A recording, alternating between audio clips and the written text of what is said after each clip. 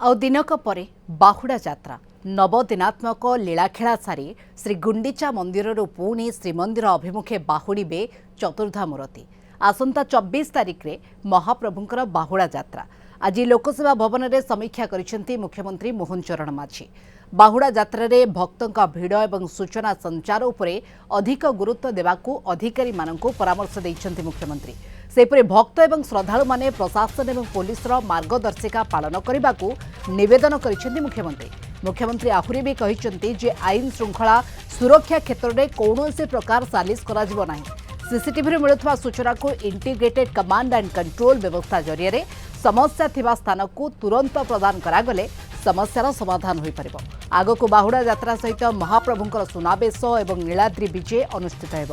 ତେଣୁ ସମସ୍ତ ନୀତିକାନ୍ତି ଯେଭଳି ସୁଚାରୁ ରୂପେ ପାଳିତ ହେବ ସେଥିପାଇଁ ସ୍ୱତନ୍ତ୍ର ଧ୍ୟାନ ରଖିବାକୁ କହିଥିଲେ ମୁଖ୍ୟମନ୍ତ୍ରୀ।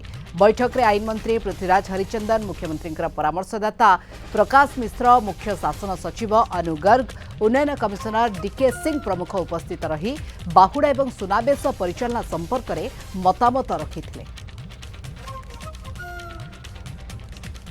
ଆଜି ଗୋଟିଏ ଉଚ୍ଚସ୍ତରୀୟ ବୈଠକ ବାହୁଡ଼ା ଯାତ୍ରା ଭଗବାନଙ୍କର କେମିତି ସଫଳତାର ସହିତ ଏବଂ ସୁରକ୍ଷିତ ଭାବରେ ହେବ ସେ ବାବଦରେ ଆଜି ବିସ୍ତୃତ ଆଲୋଚନା ମାନ୍ୟବର ମୁଖ୍ୟମନ୍ତ୍ରୀଙ୍କ ଅଧ୍ୟକ୍ଷତାରେ କରାଯାଇଛି।